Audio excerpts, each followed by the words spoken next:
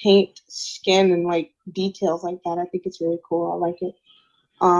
The art direction she goes for in her paintings and her digital artwork. It's really good. I love it. Okay.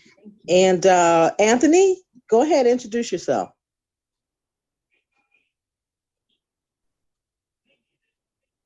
Okay, we'll Hi, move on. Okay, go I ahead, am Anthony. I am the tax doctor. I have been sitting here watching your artwork, and I truly love the fact that you have been part of the diaspora and growing up in Florida, put you in tune with the Haitian community as well. Mm. And your art is beautiful. Thank you. Yeah, Thank very you. beautiful. So now that you have been to the motherland and to the Haitian community, how do you feel like you have evolved as an artist because Oh, of your you'll roots? see. I'll be sharing more of that. 'Cause Okay. There's more. There's more to see. All right, let's introduce Planet Soul Universal, Sia. Cassia, you want to introduce yourself? Hello. Hello. Yes, we can hear you. Hey. Hey, how are you? I'm doing great. We're introducing ourselves. Introduce yourself. Oh, okay.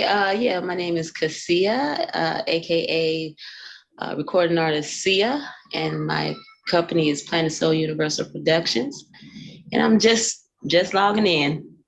Nice. Okay, you get a chance to see the rest of who Alexandra is. Yeah. And Okay. Wanda, you want to just share with us who you are? Okay, I'm Wanda Carter, publisher of the Chicago Communicator News Media. I am a co-chair of the Project Development Committee at Garfield Park and the Communication Committee. And I think your work is just phenomenal. And that you are an extraordinary person yourself. And you've done all the things that I've thought about doing, but never did. Traveling, going all these places, and that is a story by itself. And just the fact that you've done all that. Oh, wait, girl, are you gonna write a book? You know that is coming. Yes. And we got one more introduction. But see, Alexandra, I didn't lie. I told you Wanda and I were just talking at 6 o'clock this morning about you and how we wanted to be you. I'm telling you, that was 6 o'clock this morning. Ooh, All right, Lord, Naomi, you the she gets last one. everywhere. Naomi, go ahead and introduce yourself. Hi, my name is Naomi. I'm on the Garfield Park Advisory Council, and happy to be here. All right. And again, my name is Lavette Haynes. I am Limo. Lavette's in my opinion. And I'm going to tell you, I can brag because in my opinion, the people that I know are amazing. as is Alexandra and everyone that I've invited. I think they're all amazing people. And just thinking we got a group of amazing people, we're going to be able to do so much. So I appreciate Alexandra sharing her worldwide global perspective, and more of our young people are going to get to know you so they can have that dream to travel and to be global citizens. Okay, Alexandra, so Yes. you want to just drink a little water or something Yes, so before you get started on your Drink next, my the water. next portion? Yeah, so I can continue where I left off. So I was talking about learning wood sculpture for the first time, traditional wood sculpture in Bamako, Mali. And it was after that trip and looking at the sculpture and also when I would come back and I would like talk to because at the time I was still in Florida, so I would go to like classrooms and talk to like elementary school kids and things like that about my trip and more about Mali. Just their reactions, people's reactions when they saw the sculptures, it made me understand that something else was working through me. So I was like, there's an ancestor who has done this before, because the fact that I've never done this before, and went on to create these beautiful sculptures, to me, I was like, okay, something is happening here that is deeper than me. And I can acknowledge that. So that inspired me in 2019 to design a trip for myself to Ouida, Benin. And the reason I chose Benin was because I'm Haitian, and they say a lot of Haitian people come from that part. Obviously, we come from, Africa, but then a lot of people say in Benin. So I was like, let me go see for myself. So this is me standing at the door of no return. But then I planned the trip for a month and a week, and I gave myself 2 weeks out of that time just dedicated to learning under a master wood sculptor again. 2 weeks only because the other weeks I was like traveling to Cotonou and like visiting art institutions and talking to artists and stuff like that. So after, and these are some pictures. This is me in front of a larger mural, but a section of it is actually dedicated to the Haitian Revolution. So this is me taking pictures of it. One, so I can show family, like other people recognize like what we know. And so I wanted to show like friends and family that as well. Is that textured? I'm sorry. Is that Yes, that it drawing? is. So it's Okay. it looks like it was like not there's a term like sculpturally put on there. This is called relief. Yes. So that's what that was. And it was like a long wall. So it was like the whole wall. In each section talked about a different, like some part of history in Benin. And at the end, this is where they acknowledge Boakaima, which is where the site of the Haitian Revolution took place. When you showed it to your family, did they see themselves in the sculpture? Oh yeah. And I mean, friends were like, see, look at this. Even they are recognizing it like, oh yeah. So you can just imagine the pride I felt. And so then these are also pictures I just took of like just my time there. On the far right, this is us making our way towards the door of no return. So I was traveling along the same path that our ancestors had walked during that time. In the middle, this is a picture of an area of my wood sculpting teacher's shop. So his shop area is where I walked around to see like, okay, what type of sculpture do I want to create? Because I usually don't go with the sculpture in mind. Like I go knowing I want to study the wood sculpture, but I don't go knowing the specific in mind.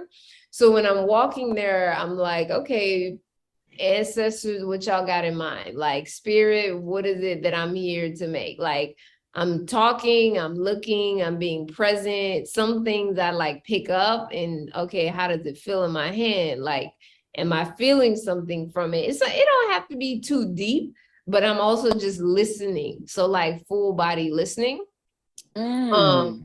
And I decided on a piece, and this is also another one of the teachers. He has been with the master teacher for 15 years. This is DJ. So this is him sculpting, and we weren't doing the same thing because he was already doing something else. But this is him, and directly across from him, I was sitting.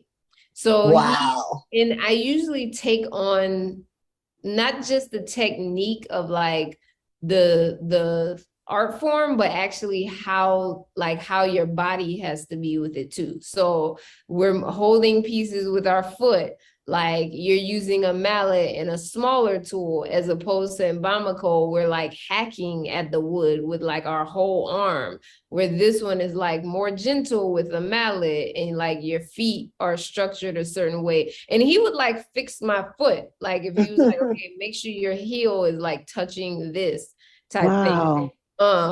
And this was this time I didn't have to wake up as early. I got there at 8. And then left around like 5:30. And this is Monday through Friday. So I take on the schedule, but I needed the weekends. I was like, I can't, I can't, I need my weekend. So Monday through Friday for 2 weeks straight, this is what we were doing. And I started documenting the process as well. So on the left, you see it forming, like I'm holding it in between my legs because I got to position it. And on the right is the finished piece. So this is a Yoruba, Wow. a Yoruba type sculpture. And I didn't tint it, like I didn't put any coloring on the wood, so it still is natural form. And it has 6 faces. Now this started off as a tree trunk. So the level of blisters and I can imagine. yes. And there is no, I have a blister, I can't work today. My teacher in Bamako was like, you pop them and then you get back here tomorrow. Wow. So it teaches you, it's like another form of working that I've learned to enjoy. This type of labor intensive stuff that I love.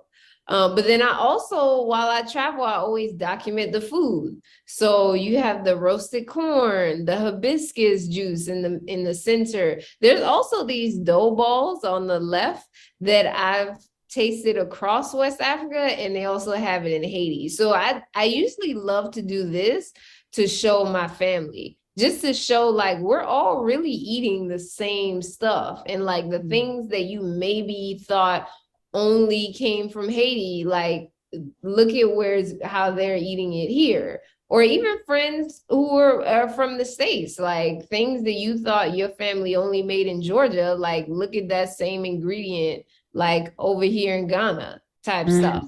And can I just say, going back to where you were talking about how your parents sent you back to Ghana to get grounded, and in the city in the United States, all the kids went back to Mississippi for the summer. Okay, I have heard stories like that. Yes, Right. I have heard stories like that. And they were sent back to be disciplined and work the fields and pick the cotton and do all kind of stuff, and they come back You humble. know, I have some experience helping with planting in Haiti, but I've learned since to beat the sun. Cause I used to be like, I'll get there when I get there, and and 12 o'clock, and that sun is beating down my back. I was like, oh no, we're not doing this. I'll be here tomorrow at 5 in the morning. But I have learned. And so that trip, so I took that trip like what was it, like 6 months before the pandemic. And so recently I just came back from Ghana, and I was in Bogatanga, which is the northern region of Ghana. So Accra, which most people are familiar with, is in the southern region, right near the coast.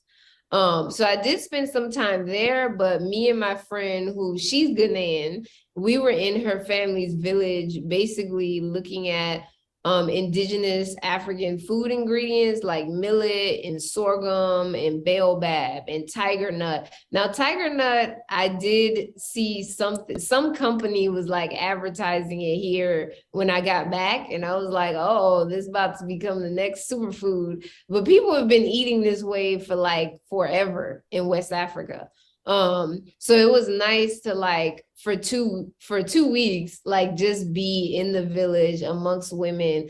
Here we are frying with shea butter, and most people don't know you can fry with shea butter, but it's a natural oil. So it's actually good for you to use with cooking. Same with palm oil, same with coconut oil, like all these natural oils that are from nature. Like these are things you can, that are actually good for your body, and they mix well with you. So here we're like cooking these millet fritters in shea butter. Ooh, it Then looks we're so good. using we were prepping jute leaves, which is on the right, and I actually grew these leaves like 2-3 years ago at another community garden in South Chicago. And in Haiti we have a dish called lalo, and in Ghana we were preparing this to make ayoyo. So they call it ayoyo. Middle Easterners call it molokia. It's like, this is another diasporic crop, but I love to see how especially within the African diasporic foodways, how it's made and prepared. So I'm showing my mom, like, look at this. This is lalo right here that I'm eating all the way in Ghana. And she's like, oh, so how do they prepare it? And so I'm explaining, okay, they don't put it on rice. They eat it with like like a fufu made out of millet or whatnot. So it's cool to exchange these stories.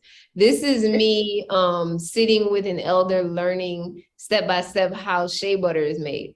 Now this process, I'm pretty sure I grew a bicep because the level of labor that go, but I say labor, but it really is just an embodied form of living.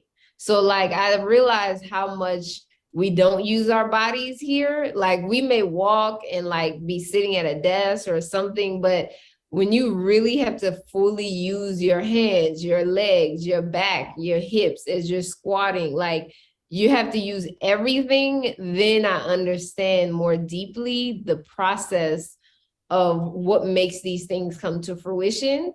And this is what feeds my soul, of like really sitting with elders and like learning these skills side by side. Like the intergenerationalness, and just in this photo itself of her showing me how to grind, she's watching me as I do it. Like if there's things that need to be corrected, and these aren't just one-off relationships I tend to have, like I do intend to travel back to a lot of places that I've gone and like reunite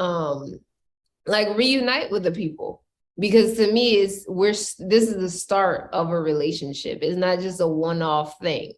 So I will be back in Ghana very soon. And then I also, now I want to shift and talk a little bit about, so being here in Chicago, establishing myself as an artist, finishing art school here as well. It was really important for me to understand the artistic community here and also support my fellow artists as well. So for the past 10 years, I have been showing work in Chicago, going to other people's work, show openings, curating things, like collaborating with artists. So it's been like, I have a record, and I was just reflecting on this like just yesterday. I'm like, man, I have done a lot in this city, and I never even thought Chicago was never on my mind growing up. And it was really just after some of my travels, I have to give props to Common and Lupe Fiasco, because their albums had dropped and I was like banging it on repeat. And I was like, yo, Chicago sounds like a dope city. Like Chicago sounds real cool. So my idea of the city, like I came here like oh, this is like a dope city with some dope Black folks. Like I was not, like I didn't hear nothing about no news and negativity and people dying and all. Like when I was hearing that, I'm like, what are y'all talking about? Because I'm hearing like these rappers talking about their city, like from their perspective. So that was a decision that I was like, okay, Spirit knew why I needed to be here in Chicago, not knowing nobody. And so I've definitely evolved as an artist. I have left like and traveled and come back and like put it in some of the work that I do with like community members, especially young kids, like teaching them and things like that.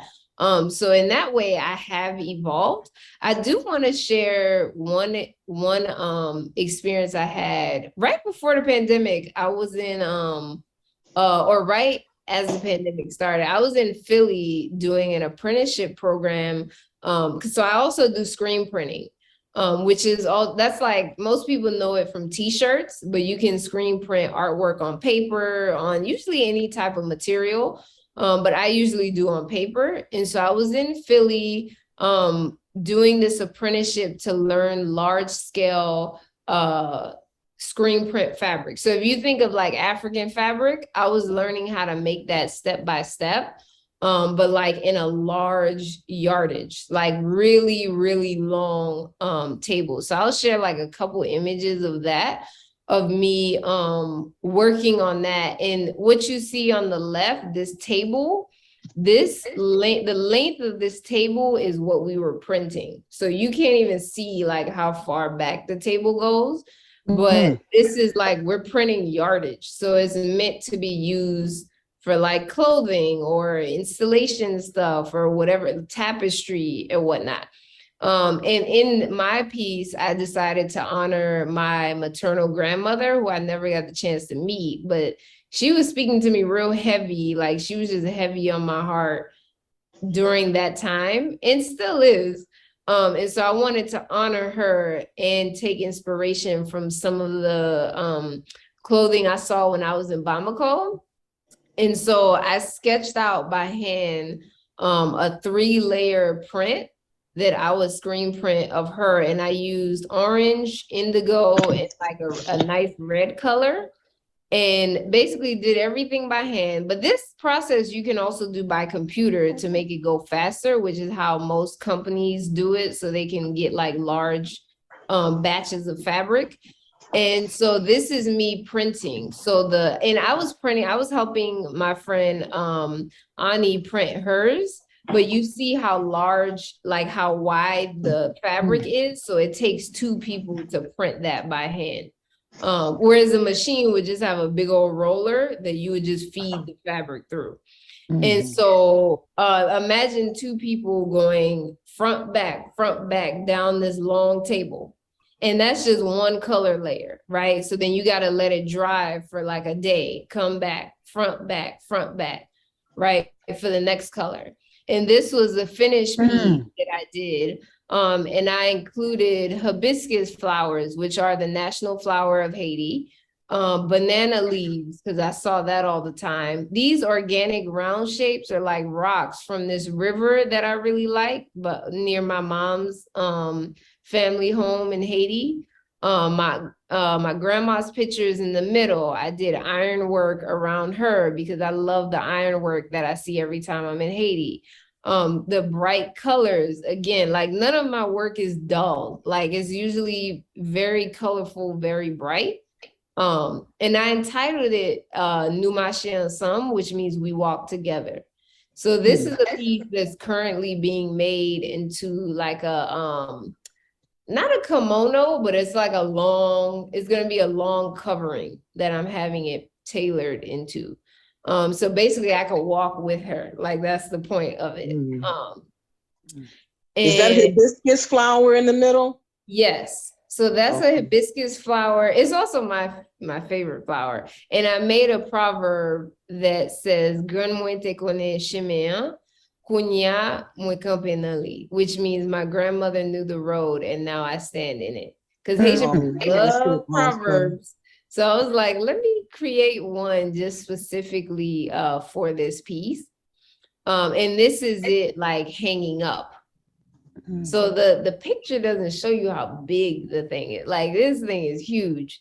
But some of it is in the archive in Philly. And then the other piece I have that I'm making into like the overcoat thing covering.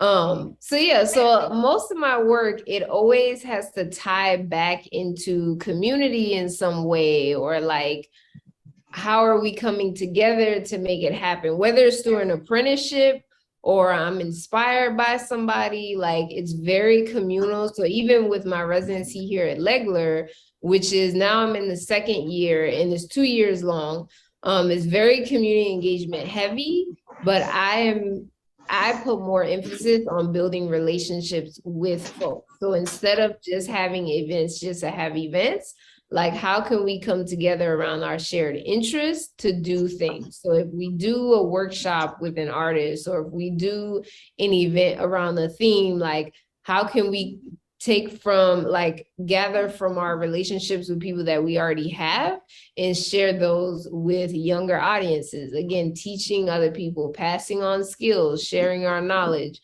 that type of thing. That's usually one of the cores of my work that I do. Because I don't believe that things should be hoarded. Like things should be shared, especially both ways, with elders to young people and young people to elders, because everybody got something to teach each other. So that goes into my artwork. It goes into the work I do around food. I've always been interested in food, and I'll share some pics of me and my mom's garden. I've always been interested in food, but it is now coming like more to the surface. Always been interested in food because I always ate good. So I thought everybody ate Haitian food growing up. Like I thought everybody was eating rice and plantains and yams and like yuca and malanga. I thought everybody was eating like this until I would go to school and be like, oh, you didn't have legumes? And people were like, well, what is legging? I'm like, well, what are you eating? So now, is this when you were in Haiti? No, this was when I was like in elementary school. Like I would come back after summer vacation, and I would be like talking about stuff that I ate. And I was like, wait, are y'all not eating like home cooked rice every day? Like y'all not eating like this? So I understood the importance of like eating good food, eating food from nature, like very early on. So this is me and my mom's garden space back home in Florida, and I'm learning some of the herbs that she has planted. So she has quite an extensive herb garden, because growing up, whenever we were sick, it was like her, one of my aunts, somebody, they would go out to the back, get these leaves and be like, whip up this tea and be like, all right, there you go, take that tea.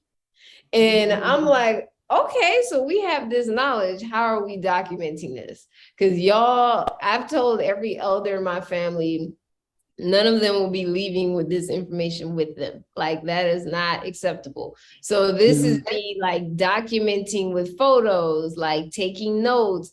My mom is like pointing out some of the things to me. Here she is like showing me, okay, this is this plant. And on the right here, this is the tea that I grew up drinking all the time. And so I wanted her to like really show me, mind you, all the leaves in my eyes look the same, but she's like, no, this is that's that. I'm like, y'all, I need like a whole month. Just send me to Haiti and like, let me spend time with each plant. But I tie in my family too, of like, let's show me the recipes, like and it doesn't have to be like a crazy dish. Like I'm not trying to be like, I want to make this dish like so fancy, but just show me how you make like the Haitian Independence Day soup, so I know how to make it. I don't need to learn so that I can like switch it up and put saffron and like veal and all this stuff. No, like I just want to know so that I can also carry that information for when you're not here. Right now, so there are some people, they do like to carry on their traditions and evolve it, which I think is amazing. But for me, it's more of like, how do I document this and then also have it within myself as well, and share it through my art and some of my writing too. Um, and that has been fun because now my family is, they know that when I come over, like I'll be asking lots of questions. Like, I want to see the photo album. I want to see your receipts written on, your recipes written on all your old notebooks. Like, tell me this story about grandma. Like, how did she say this thing? How did she do that thing? Show me how you use that sewing machine. Like, how are you tailoring that clothes like that? Like, stuff like that. Um, and to me, that has just helped me grow, like, as a person exponentially. And I will say too, that having found like the path, not the path, but I want to say getting into alignment with what my soul is here to do, has then opened up the doors for lots of other opportunities. So I don't believe in the struggling artist concept. Like, that's a distraction mechanism that people do. Like, I'm not here for that. Everything that is for me will be coming to me, but opportunities that are in alignment with my focus have been finding their way to me, whether it's through people who find my work, or they saw something and they're like, oh, who did that thing? And then they find their way to me, things like that. Whether it's around food, art, travel. And speaking of things to come, later this year, well, not later, like in a couple months, few months, I'll be planning, I'm starting now to plan a trip to Brazil. So in 2017, I took a trip to Brazil. It was just a group trip with some friends. Fell in love with Salvador and Bahia, and just like the Afro-Brazilian culture. I'm like, Black people are beautiful everywhere. Like, can't nobody tell me nothing. Everywhere I have gone, Black people are beautiful everywhere. In Bahia, I was like, oh yes, like the food, the culture, the afros, everything. So, but this time around, I initially planned it as a solo trip because I like to travel solo, just because like I love traveling by like I have no problem traveling alone.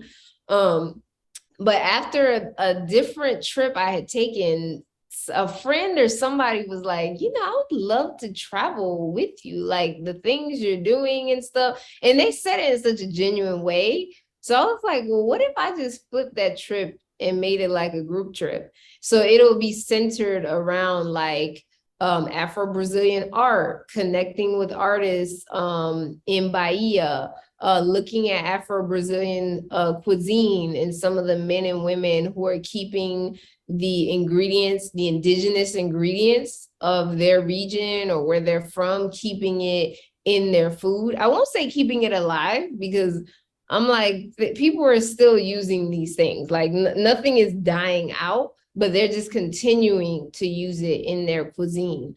So seeing how even an ingredient as simple as the black-eyed pea, like the ways I've seen it used throughout the diaspora, I'm like, yo, are people talking to each other? Like, we got to know that we eating good, like everywhere, right? So this trip is really for like, I'm targeting Black folks, especially some of my peers. So like looking at 20s to like late 30s, but it could be everybody. But I would love to have like peers involved too, like some of my peers, just to see like, let's connect with each other across oceans and borders. Like, that's my thing. Like, it's like, I love doing what I do, but if I can like connect somebody else to something so they could see, because that, I guess that's what it was for me. Like, I saw the importance, or I saw the way that Black folks everywhere were like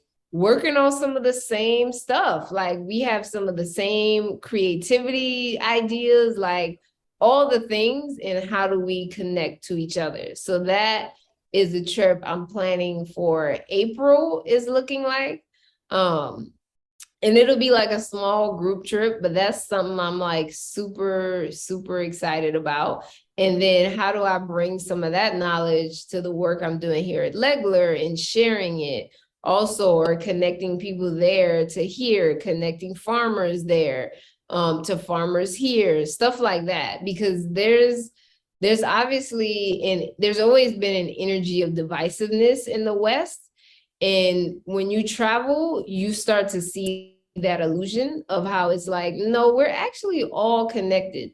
Like what we eat in, the drinks that we make, the way we live our lives, things like that. So for me, it's important to always like for me to be a part of that connection. And now if I get to bring other people with me, even better. So Well, that was so well rounded and so grounded. And and I'm going to continue to share with younger people.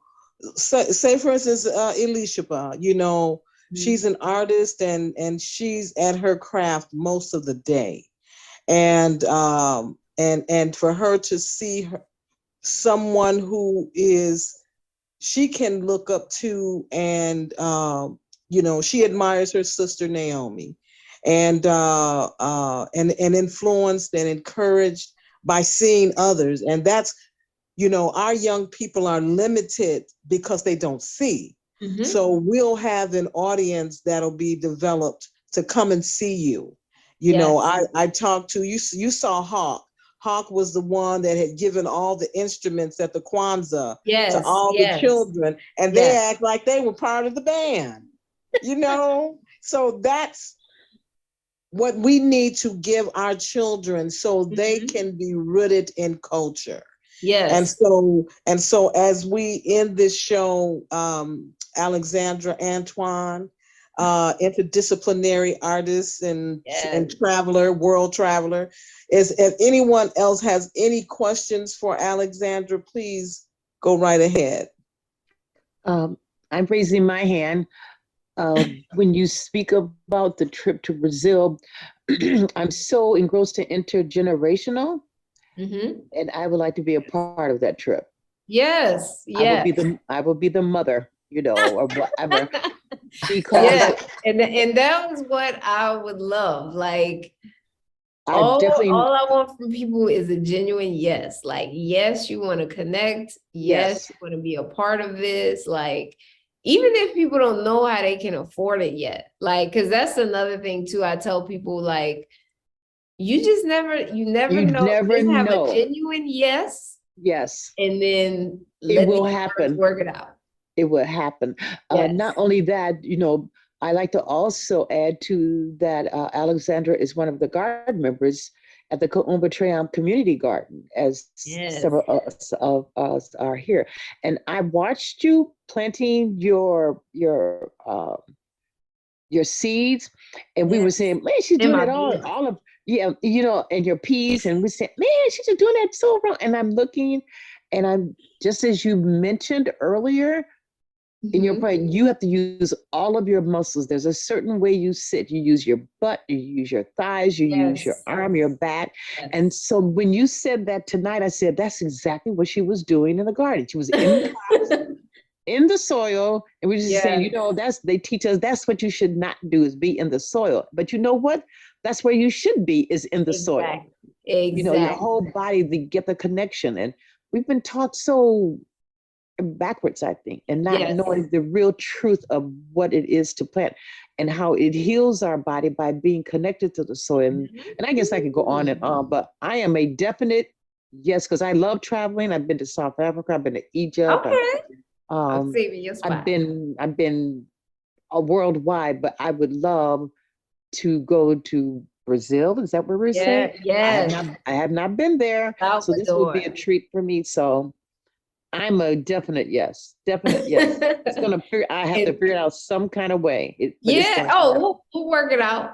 And I love the point that you made, because that is one of the things I've learned just through my little life that I've lived so far, of like really embodying like your practice. like not just mental, but physical, emotionally. Like, how are things feeling? What are you smelling? How does it taste? Like, just a whole, like, holistic way of Absolutely. being. Of And let me being. tell you, Absolutely. And yeah. can I just say, you know, Alexandra, as you were talking and you and Gina were talking about the gardening part, my grandmother lived to be 97, right? And she never, until she was like really elder, she always, I always saw her bent over and in the soil.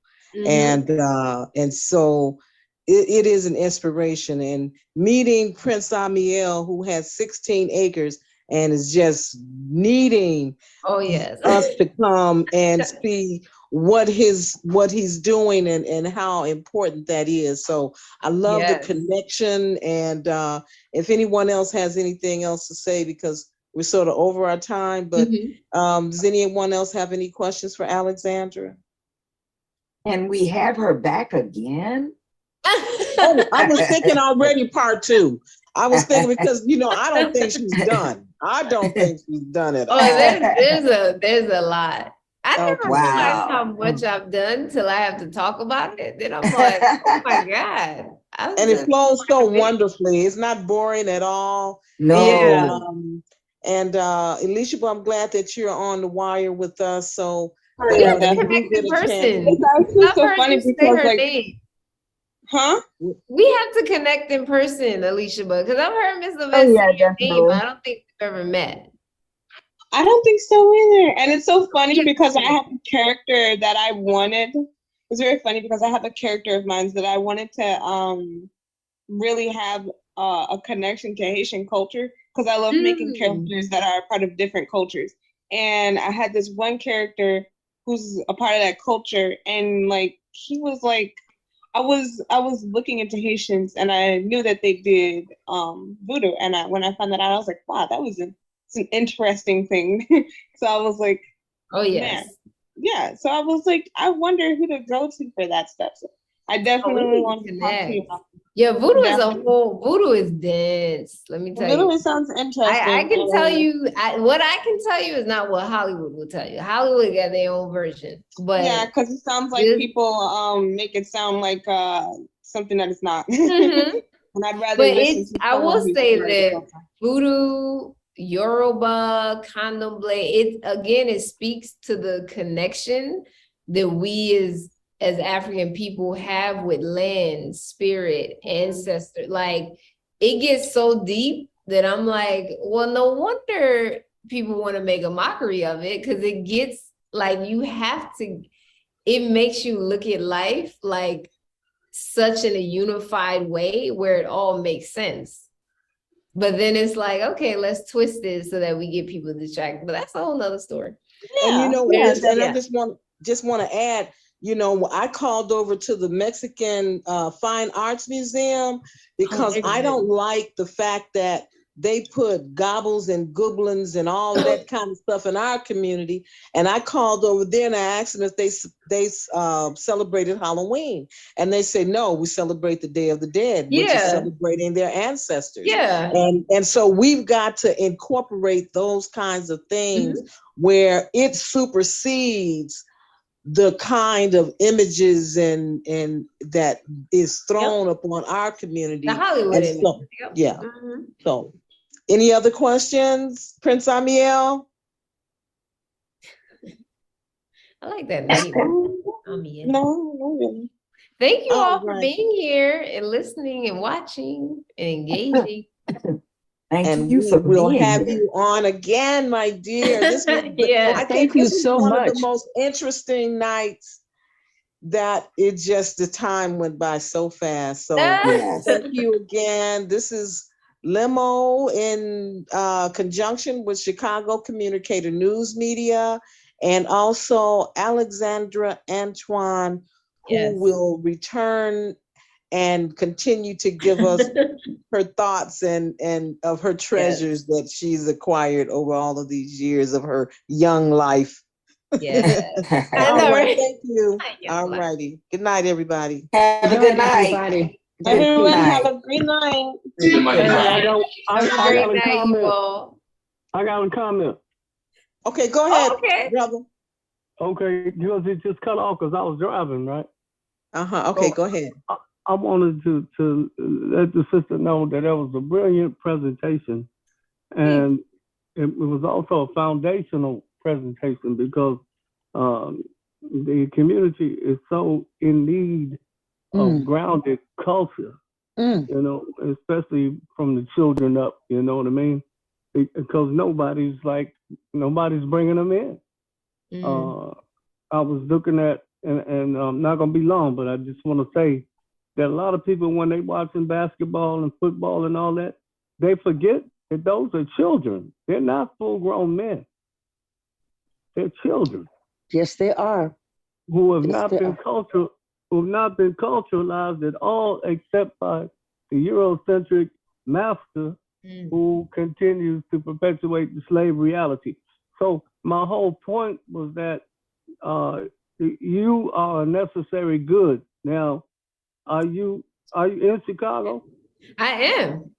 She's a Okay, part of Garfield us. Park. so She's, Levette, yeah, so she's part Levette, of the advisory council and the garden. Yes. so Levette, y'all gotta bring them out to the I farm. know. I just Stop told you, playing around. I told her Saturday, and what we're meeting tomorrow Yep. with Alexandra. And we're gonna And so figure out a we'll put time that to on come our see we'll you. put that on our agenda because Yes. we're creating the things that we're going to do. So we're going to put it on our agenda and then let you know the time and day we're coming. Yeah, okay, because y'all, Yes. I ain't trying to do without the matriarch, but y'all can't do without the patriarch. That's right. We're not trying. That's why I called What you. I'm gonna do? And that's why you're here. And All that's right, why I everybody. stayed on. Good. Yes, All right, indeed. thank you all, and thank you for inviting me. And Thank it was you. All right. a Peace very and blessings. enriching experience. Shalom. Okay. Peace and blessings, everybody. See you next time. Thank you. Take Bye-bye. care. Good night.